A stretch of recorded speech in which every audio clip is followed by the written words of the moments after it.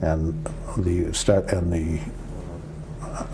Empire State Building's in Manhattan, but they're put together, and we all kind of recognize that as a particular place. Mm. And that leads us to this one that we've been looking at, which is the symbol of somebody's idea of what Vancouver is. And I would bet that that's pretty much to how a lot of people see Vancouver. Mm-hmm. We have dancing orcas over here on the side, and the seawall, and Stanley Park, and bicycles, and the totem poles, all these various symbols of our setting. And then the built environment within, and it snows in this one also.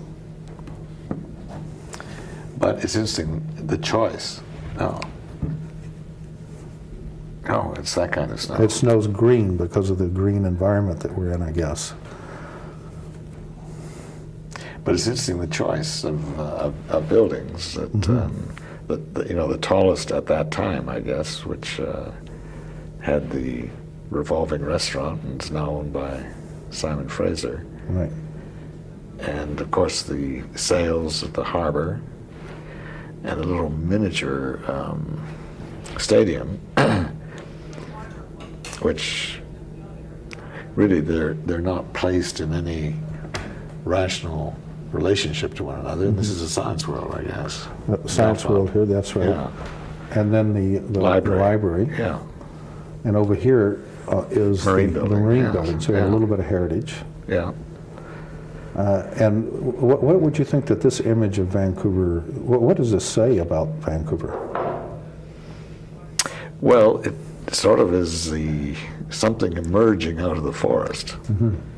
And unfortunately, I think a lot of Vancouverites would like to see it go back to the forest. But, I've always campaigned for urbanity in the downtown, at least. Mm-hmm.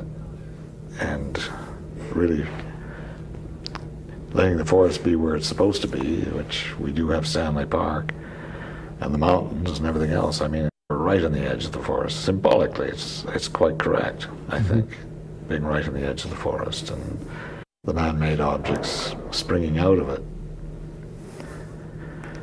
It seems to, if you look at it, there's a whole lot about entertainment in here. Science World is educational. The Trade and Convention Center can bring comic shows or anything, computer shows, anything we can imagine. The BC Place Stadium, and maybe this was done before GM Place came along. But it doesn't really reflect some of the other parts of Vancouver. It would seem to me that the Museum of Anthropology would be one that should reflect some of the higher education, look at some of the great architecture in our city. Yes, the law courts. The law courts are missing. Yeah. Simon Fraser University is missing. That's right. What happened here? Well, I think for anyone visiting the city, I guess a flash memory of what they have seen, it's not too bad. Mm-hmm. I certainly think everyone coming remembers the sails, mm-hmm.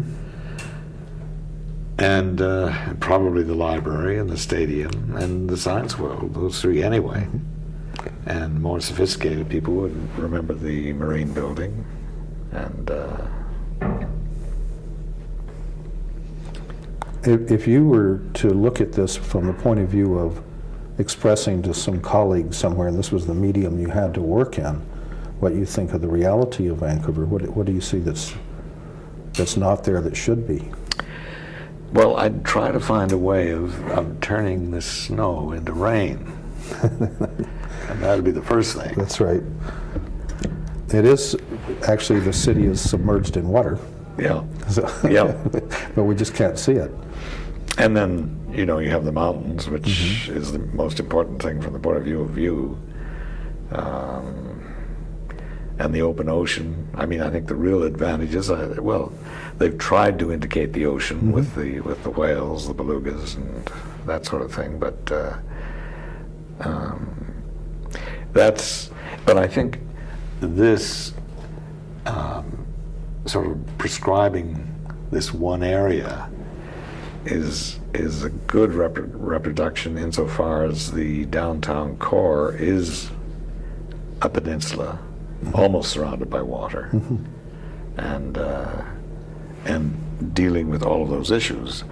Unfortunately, what it doesn't show, which is very important in downtown Vancouver, is the residential component.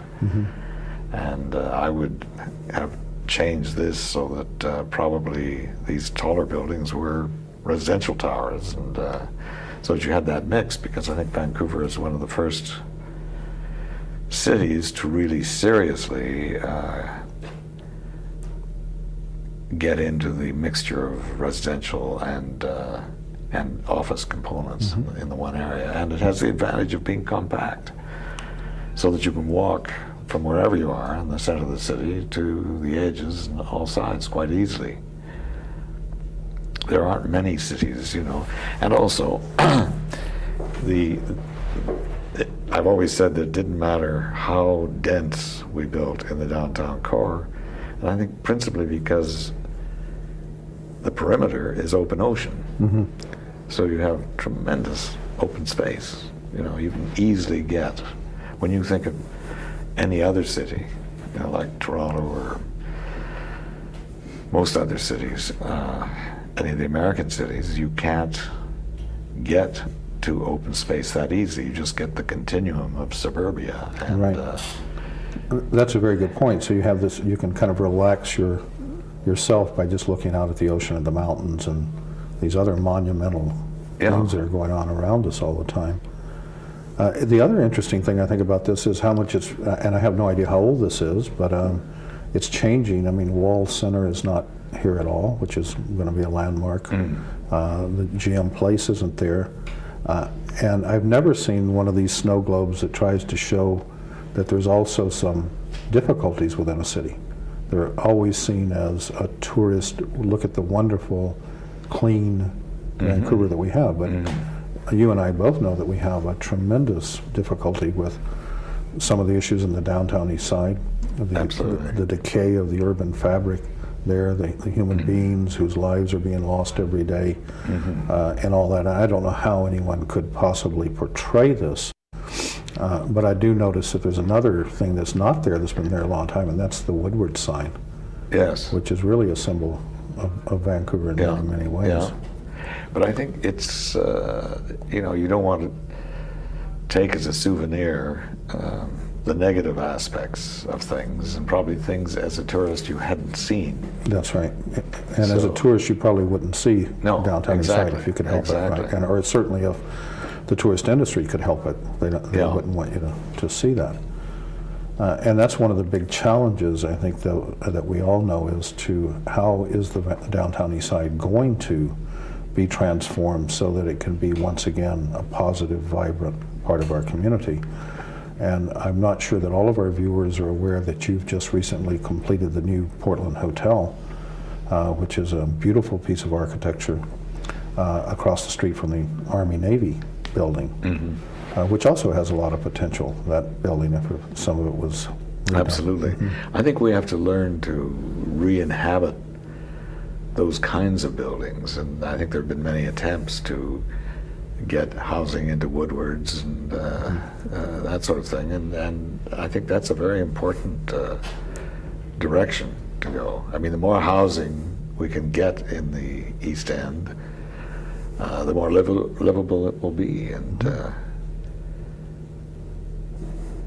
it's funny to keep thinking that, as many people do, that the way you deal with issues is by negating what's already there. That you don't look at the value of the heritage buildings that are in the neighborhood. What could happen if we really put together a plan to rehab the heritage buildings in a true way, not an architectural petting zoo sort of thing, but a thing that really worked, and that people could have more pride in the community, be more involved, and to keep the existing residents there as new residents also move in.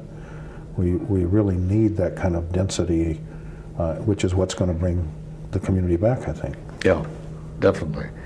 I think, if one could set up a task force to really study that whole area and the buildings, what the buildings could offer for residential use in that area, I think you'd be going a long way to changing it. And if you got the backing from the governments, various governments, to do this, which I think is very important. I mean, unfortunately, all of our cities have, all North American cities have people who are living in the margin and have drug problems and situations of poverty and all that sort of thing. And that's common to the North American city. But I think there are opportunities, and at least in Vancouver, it's an identifiable area that you could study. You know, you could take from sort of Maine back to Cordova and a few blocks the other side, and take that as a first study project. And I think you could begin to change that part of the city very much. Well, we do have some great assets there. If you think of the corner of Main and Hastings, Yeah. we have 4 buildings of heritage significance there. You go and look at other famous corners in Canada. Yeah. Portage Yeah. in Maine Yeah. is awful now. So I mean, we could start building on what we already have and really trying to send that out. And also reusing it in a different way. I mean, the old museum and library have a lot of potential to be used in a different way. But the most important thing is housing. The more people you can get down on your streets and looking onto the street, living near there, the better the city's going to be. It's an inevitable change. You know, it's when the streets become deserted, and there are not enough people living down there, and there's not enough to sustain the other uses that you need to have to live comfortably in that area. The problem won't go away. And with that, when you're speaking of housing, are you also thinking of families in the community? Oh, yes. Absolutely. Oh, yes, but we have this funny attitude that families don't live in apartment buildings. And they do everywhere else in the world, but in Vancouver. And in Vancouver, they have to be in a suburban area and have so much parklands and that sort of thing, which, it's, we've been too lucky. We've had too much ground to work on, and it is you mentioned at the beginning the whole business of constraints, and I think that the constraint on usable land is a very positive influence because it makes us use that land better, and I believe in constraints. And we have another constraint, and that is that our time is up. Oh, too bad we're just getting into it. I know. Maybe we could do it again. I really appreciate you being here and sharing some of your insights with us, and maybe one day we'll do another snow globe that reflects another Vancouver. Thanks. Pleasure.